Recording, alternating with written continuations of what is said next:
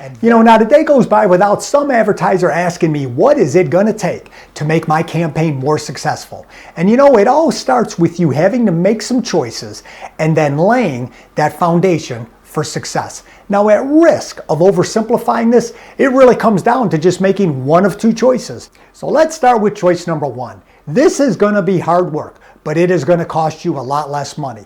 Choice two, well, that's actually kind of easy, but get ready to dig deep and maybe even execute that line of credit. So, choice number one.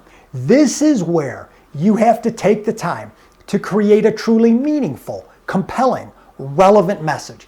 And here is the really hard part of this. You then have to focus all of your time and all of your resources and deliver your message to your most prized customer and forget about everyone else. Now that message is going to need to be unique to your market and should offer the consumer a big, bold promise. Now choice two, this is where you just forget about developing a meaningful message, but go to work and try to outshout and outspend every other competitor that's out there in your market. Now, unfortunately, this seems to be the neighborhood that most automotive advertisers reside in.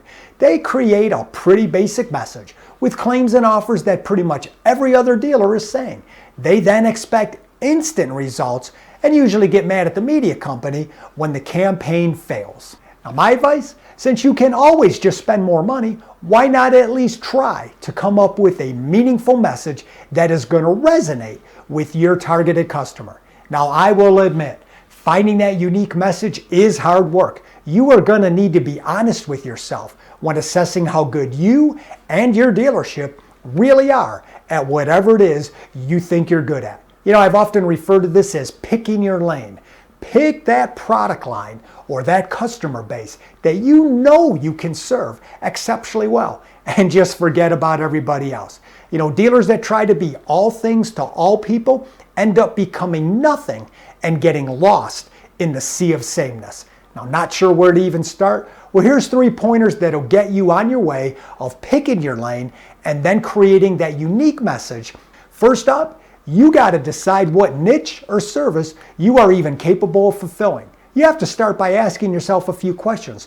What is it that you are really good at? What can you provide and be the very best at? Is there a segment in the market that is not being served that you are able to fill? Please just don't glance over this. Spend some time figuring out what consumers really want and what you are really good at, and then build your whole message and your entire campaign around that core position. Now, word of caution here. Before you go and call up your friendly media sales rep, you're going to need to analyze if this market is even important to consumers. You could be the best widget maker on the planet, but if nobody wants your widgets, you are just wasting all of your time and all of your money. Now, next up, you are going to have to create a plan that will demonstrate your superior position. Let's pretend for a minute you want to be the truck king in your market. You are going to need to offer, stock, and display more trucks than anybody else. You're also going to have to provide faster delivery than anybody else. Being the lowest price guy with almost instant credit approval can only help your cause. And know this, consumers will be paying attention. You can't just say it, you are going to have to prove it every single day. And last up, you are going to need to put together a quick response team that will help you build an ongoing assault. You'll have to empower your team with the ability to make decisions. Now, if you're a smaller dealer, take full advantage of being able to act quickly. The current king is probably bigger and a lot slower to respond. And just sometimes, the spoils of marketing warfare go to the most agile. Now, whichever route you ultimately choose to take, know that consumers really don't care how many ads you run. They only care about one thing, and that is how you can benefit them. But if you do choose to skip all the hard work and just go with option 2, I will lead you with one of the oldest marketing adages of all times. He who says it loudest and longest usually wins.